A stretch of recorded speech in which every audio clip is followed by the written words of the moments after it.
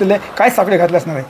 खरं तर या अतिवृष्टीमुळे शेतकऱ्यांचं जे नुकसान झालं आहे ते अभूतपूर्व नुकसान या ठिकाणी मी पाहतो. या अगोदर अनेक अतिवृष्ट्या पाहिल्या, पण ही जी अतिवृष्टी सलग 3 दिवसानंतर येते, त्यामुळं गावाच्या गावं आजही पाण्याखाली आहे.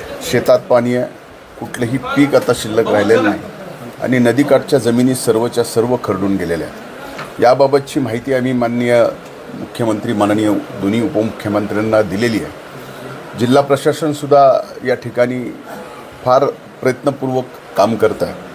NDRFची टीम तर इथं होतीच, पण आता मिलिटरीसुद्धा या ठिकाणी बोलवण्याचा निर्णय झालेला आहे.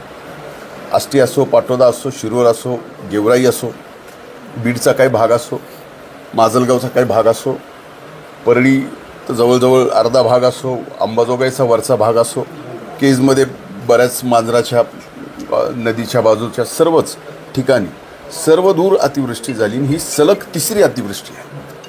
ह्या 12 दिवसातली ही 3री अतिवृष्टी हा बीड जिल्हा भोगतो आहे.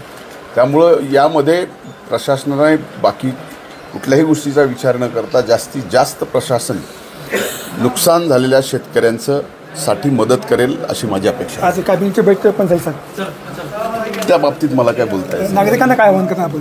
मी एवढंच सांगेल की आत्ता जी अतिवृष्टी आहे त्या अतिवृष्टीच्या मध्ये संबंध अशा परिस्थितीत, नैसर्गिक आपत्तीमध्ये हे सरकार पूर्णपणानं आपल्या पाठीशी आहे.